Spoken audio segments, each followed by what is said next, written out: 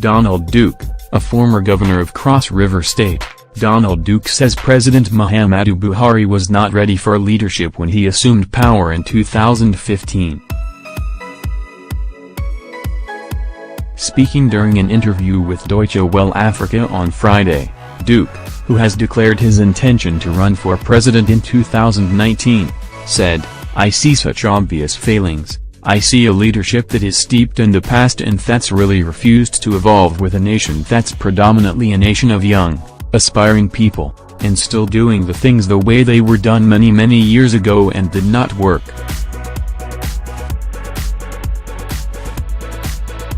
"I think our leadership in the country today is totally out of tune with the current realities of our nation. There's a disconnect somewhere. So, when you have a leadership that blames its young people, for instance, of not striving enough, or being lazy, it's a disconnect because the tools to make them achieve their aspirations have not been provided. Look at the state of education. The state of education today is a far cry from what I received.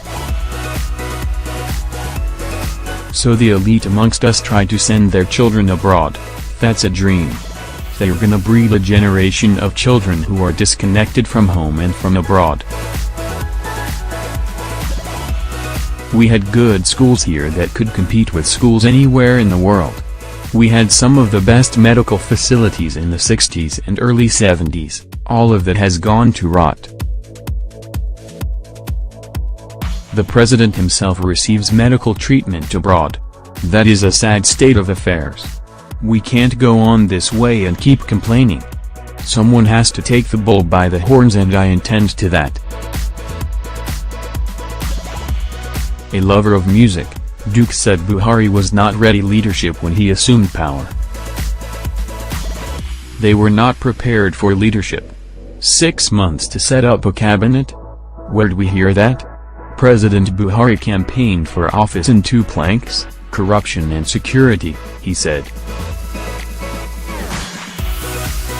Now, let's take the scorecard. Corruption is not dead. Persecuting corruption is dealing with symptoms and not the problem. The real problem is you've got to create jobs for people. You've got to pay them adequately. You've got to strengthen your institutions that make it almost impossible for you to engage in this set of activities, and should you engage in it, you're sure that there are consequences. I could reduce Nigeria's problem to one word: consequences, and the lack of it. People get away with anything, and so it's not picking a few largely in the opposition and name and shame them in the press, then thereafter nothing happens and they have found a way of now declaring for the party and government and everything peters down. Security, where are we?